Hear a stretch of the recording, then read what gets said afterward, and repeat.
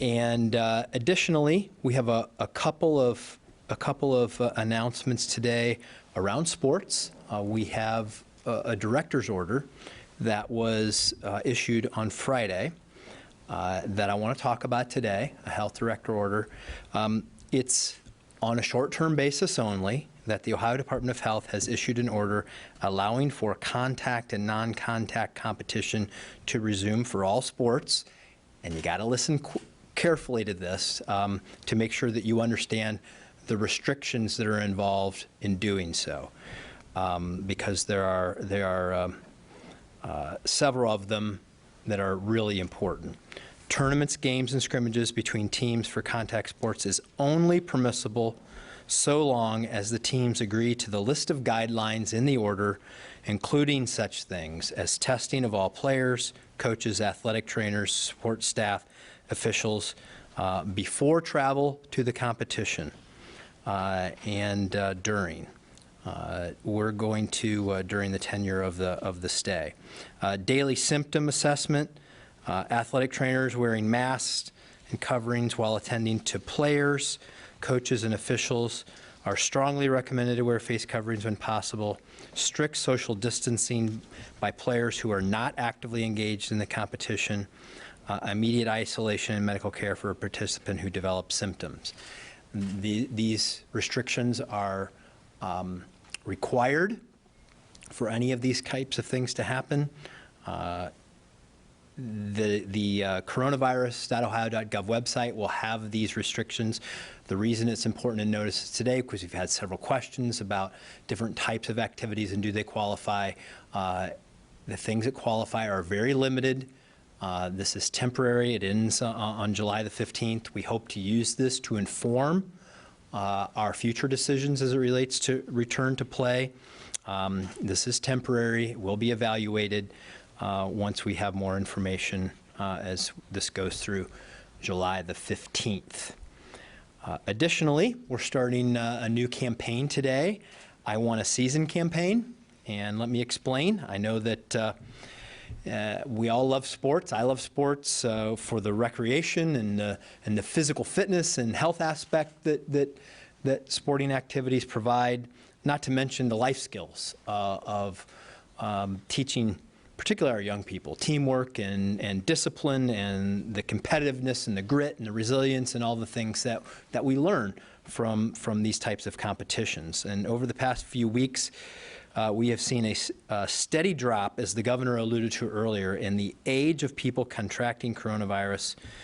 More younger people are becoming infected at a higher rate. I want to go over again the statistics that the governor covered earlier.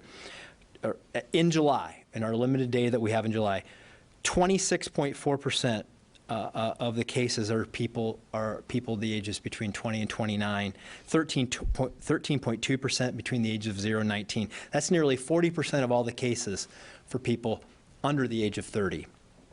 And when we're talking about sports and competition, the two go hand in hand. Those are the age groups that in most cases we're talking about.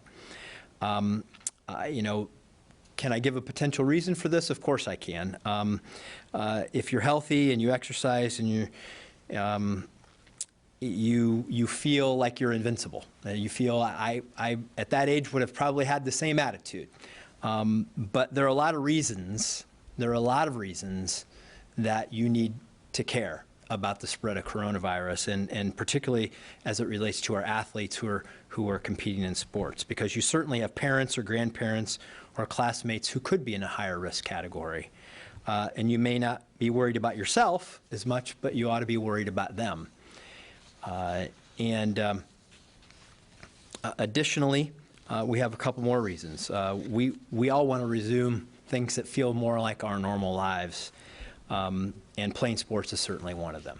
And but we have an opponent that we have to defeat along the way, and that's the coronavirus, and particularly the spread of the coronavirus. And just think about the fact that, you know, if you get it, you're going to be sidelined. You're going to potentially cause your teammates to be sidelined. If you're a sport that I love, like football, if you could be sidelined for weeks, that's going to cost you a lot. a lot of your season. And so if we want to all get back on the track or on the field or on the court, then all of us, particularly our athletes, need to help us slow the spread. And so we're launching the hashtag I Want a Season campaign today.